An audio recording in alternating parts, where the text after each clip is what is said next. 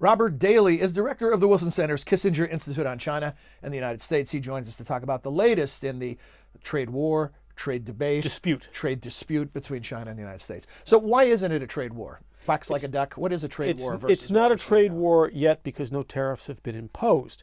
And so what you see is announcements of what might happen after a certain period of time. And that's really all we've seen from either side. Escalating threats, to be sure. Xi Jinping and Donald Trump are both puffing up their feathers, but then the Trump administration has also been trying to walk that back before the next escalation. So we've seen almost every 2 or 3 days a hardening, a softening.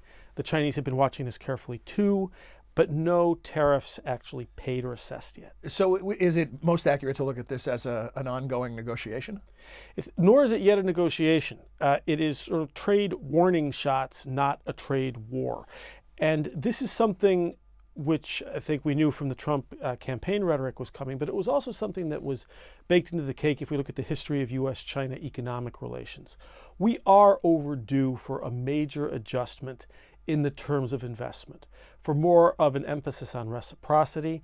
The Trump administration is quite correct that it is long past time for China to stop with coerced technology transfer from American companies. So the Trump administration line that the Trump administration didn't start this, it's a response. At its heart is correct.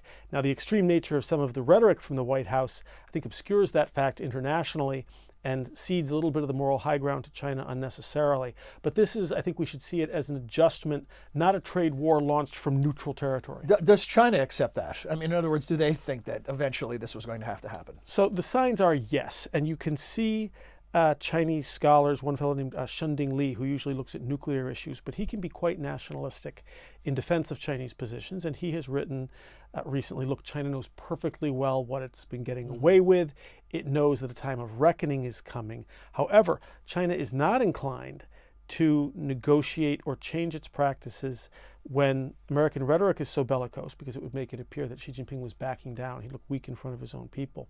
And this is also happening at the same time that America is pushing the envelope a little bit on the one China policy and relations with Taiwan. It is very much too bad that the Congress passed unanimously several weeks ago the new Taiwan Travel Act. President Trump then signed it, and the act says that there should be far more high-level contacts in both directions with Taiwan, possibly including things like ship visits. Since it was signed, 2 deputy assistant secretaries have traveled to Taiwan. One of them met with the Taiwan president, Tsai Ing-wen. China cares far more about that than they do about an adjustment in the economic relationship. But when all of this happens at once, it's very hard for them to get the signaling right or to begin negotiating in a way that would make Xi Jinping look weak domestically. Do you have a sense of how the Chinese process President Trump's bellicosity, as you put it, or it's almost his trademark inflammatory rhetoric or rhetorical style? Even his supporters have said as far back as during the campaign that judge him on what he does, less on how he expresses it.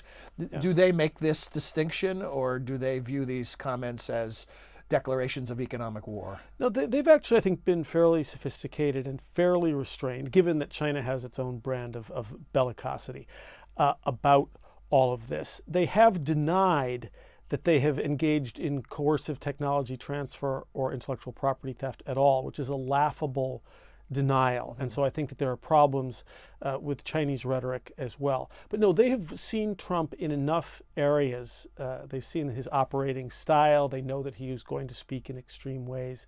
They are going to wait until a tariff is actually imposed. So I think that China, I don't want to say that we give them high marks yet, because they deny things that we know perfectly well they've been doing. And these are things that they have really been doing for decades. But they have not overreacted to Trump in a way. For example, I think the markets overreact to both Trump and Xi Jinping. And you see a real sort of Chicken Little, sky is falling mentality one day, and then some honeyed words from either leader, suddenly everything's okay and the sun comes out until the next morning. So you've seen, I think, an overreaction to both leaders' rhetoric in the markets. Are they self-correcting from within even before they are being challenged internationally? I think of, was it the Lego ruling that was a landmark ruling in China? Are they beginning to clamp down themselves on the problems? Well, this is a key question. This is what China points to. Of course, China doesn't really speak of economic policy in the way that we do. We speak of monetary policy and we speak of fiscal policy. China has described all of its economic policies, domestic, international, micro, macro, since 1979 as reform. They've been speaking of reform for so long that you can't keep track of what the original unchanged thing itself is and what has been changed. I think it's become sort of a useless way to look at the Chinese economy, except that it expresses China's recognition that it does have to keep changing its policies. It does continue to reform, but the pace has been very slow. And the promises that China makes to open up the financial sector, to buy more American beef, to open up the automotive sector, to buy more semiconductors, these are promises that it has made continually, and people in the Bush administration said they get tired of paying for the same cow over and over again. And that has in fact happened. So yes, on the one hand, China is changing and we need to keep track of that, but the pace is slow and great advantage has been taken. So how can we speed up reform and get better investment conditions? Does what the president's doing help speed things up? It could. Fingers crossed. We don't know yet, but he at least is keeping this on the front burner. I think that his critiques of the Bush and Obama administration in this regard, while overstated, are not altogether wrong. And so I think that it's too early for optimism, but he's right to keep this on the front burner. The decision or the announcement from President Xi that that China will reduce auto tariffs in the near future, is this a sign? Did he blink? He did not blink, and it's interesting the different ways that this gets reported, because if you read the writings on the Xi Jinping it directly speech addresses one of Trump's criticisms. At Boao. Yes, but it's something that he might very well have said anyway had Trump never raised the question of tariffs, because it's a standard part of Chinese reform discourse. This was Xi Jinping's first speech on Chinese economic policy after the recent meetings at which he removed all obstacles to staying in power for as long as he wants. So he was speaking primarily to a Chinese audience, secondarily to the international audience. We characteristically responded as though he was speaking to us and spoke, and did he blink? The Chinese experts who have actually read his speech in Chinese say that there is nothing new there. And that is correct, there isn't much new there. But I went this morning and looked at how it was being covered on Fox News, for example, and the headline was that Xi Jinping responding to President Trump's pressure is going to open the market to American automobiles. That's not what he said.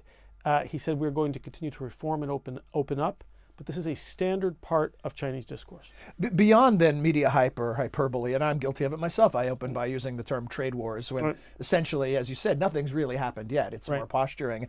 What are the odds that this is a lot to do over nothing and that there will not be an escalation? Well, something really does have to change. And this is where I come back to what is true in the Trumpist critique.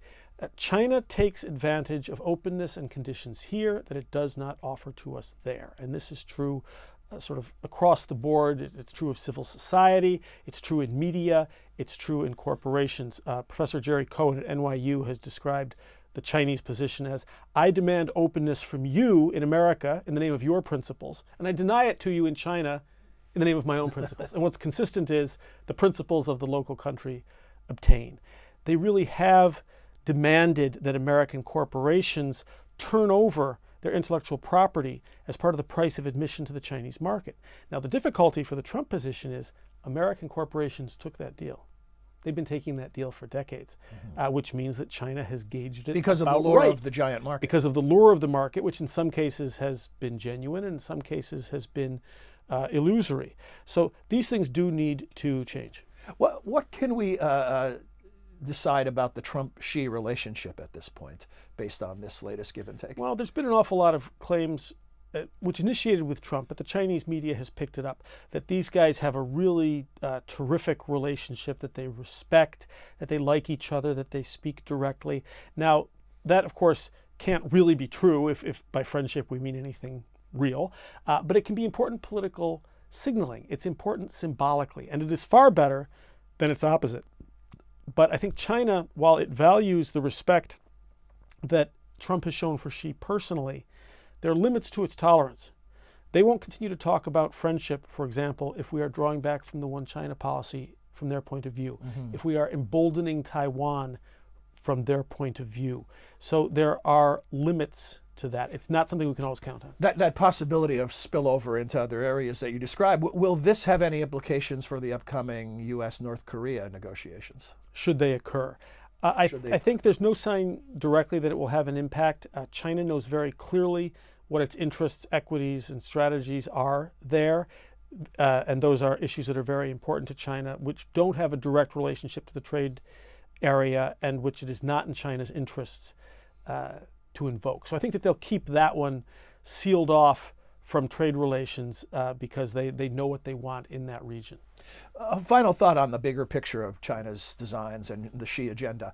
Is this, what is this? Is it a speed bump? Is it a predictable occurrence along the way to something larger? How does this fit into the big strategy? We are at a phase where China is learning to be a great power, a superpower, and an integrated superpower.